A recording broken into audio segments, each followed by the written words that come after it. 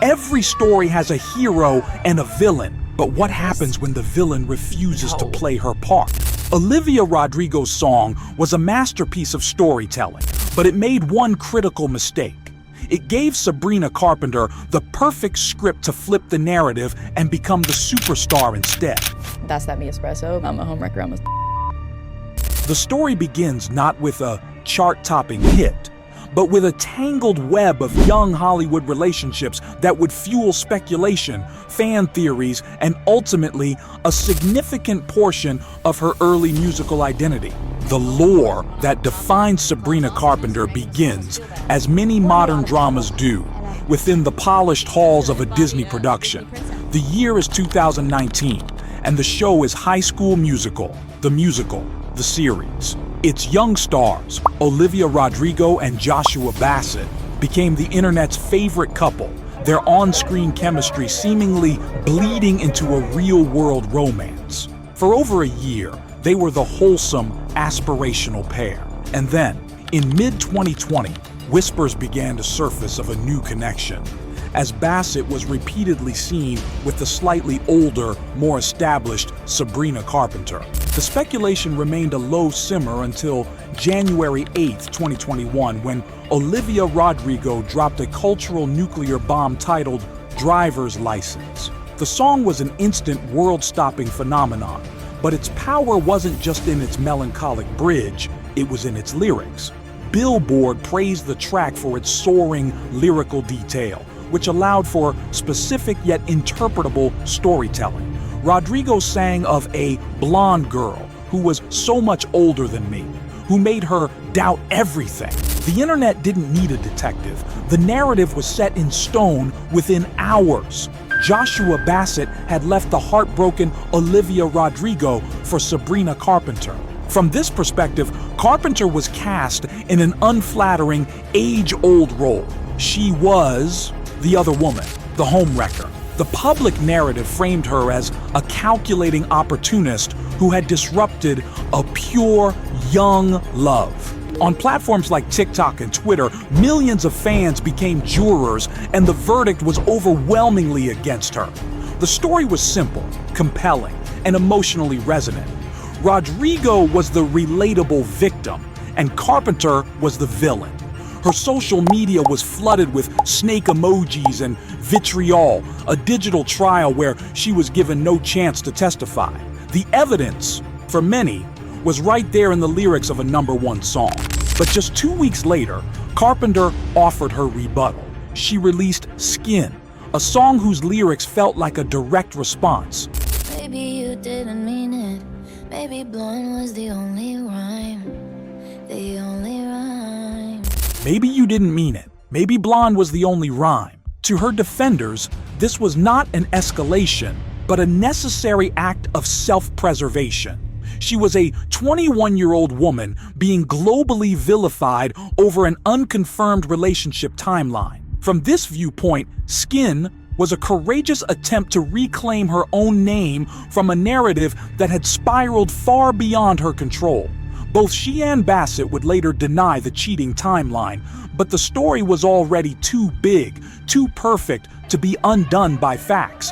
And it's here you have to ask yourself, when your life becomes the source code for someone else's global hit, is using your own art to fight back a sign of guilt or a fundamental right? The controversy did not break her career. It made it. The Rodrigo Bassett drama became the foundational text for the next chapter of Sabrina Carpenter's public life. She had been assigned a role by the public, and now she would begin to write her own version of the script. In 2022, she released her 5th studio album, Emails I Can't Send. The project was not a pivot away from the drama, but a deep dive directly into it. The album's most talked about track, Because I Liked a Boy, laid the conflict bare. She sang, "Now I'm a homewrecker, I'm a slut. I got death threats filling up semi-trucks. Tell me who I am. Guess I don't have a choice. All because I liked a boy." To her rapidly growing fan base, this was the ultimate act of a heartbreak heroine. This was her diary, her testimony. The album was praised for its raw honesty and lyrical specificity. In a Nylon interview around the album's release, Carpenter described it as a significant emotional release, turning built-up feelings into music that resonated with fans facing similar scrutiny. She wasn't just singing about a breakup. She was singing about being publicly shamed, about the disproportionate hate women receive in these situations. For millions of listeners, her story became their story. She was no longer just the blonde girl. She was a symbol of resilience. However, an alternate reading of these events suggests a different kind of genius at play, that of a savvy narrative architect. From this angle, Carpenter and her team understood a critical truth of the streaming era. Controversy is currency. By centering her album on the drama, she ensured it would be part of the ongoing conversation. The title, Because I Liked a Boy, wasn't just a lyric. It was perfectly crafted to attract clicks, headlines, and analysis. She wasn't running from the narrative, she was monetizing it. This perspective doesn't deny her talent, but rather reframes it. Her brilliance wasn't just in songwriting, but in brand management. She took the public's obsession and transformed it into a commercially successful, critically acclaimed album, proving she could control the story, not just be a character in it.